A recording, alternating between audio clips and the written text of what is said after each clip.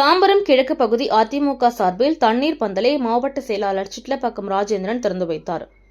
கழக பொதுச் செயலாளர் சட்டமன்ற எதிர்க்கட்சித் தலைவர் டாக்டர் புரட்சி தமிழர் எடப்பாடியார் அவர்களின் ஆணைக்கிணங்க தாம்பரம் கிழக்கு பகுதி கழக செயலாளர் எம். கூத்தன் அவர்கள் தலைமையில் 45வது தெற்கு வட்ட கழக செயலாளர் திவாகர், எம்ஜிஆர் மன்ற இணை செயலாளர் போர்வெல் ரவிச்சந்திரன், 64வது மேற்கு வட்ட கழக செயலாளர் அப்துல் மாஜித், 63 வட்டக்கழக செயலாளர் எஸ்.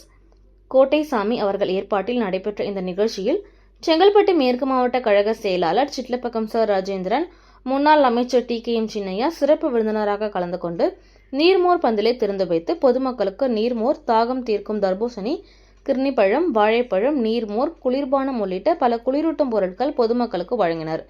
இந்நிகழ்ச்சியில் மேற்கு பகுதி கழக செயலாளர் ஏ. கோபிநாதன், மத்திய பகுதி கழக செயலாளர் எல்.ஆர். செழியன், செங்கல்பட்டு மேற்கு மாவட்ட கழக செயலாளர் பரசுராமன் மற்றும் பகுதி கழக, வட்டக்கழக நிர்வாகிகள், மகளிர் அணியினர் பலர் கலந்து கொண்டு பொதுமக்களுக்கு குளிரூட்டும் பழங்களையும் பானங்களையும் வழங்கி சிறப்பித்தனர்.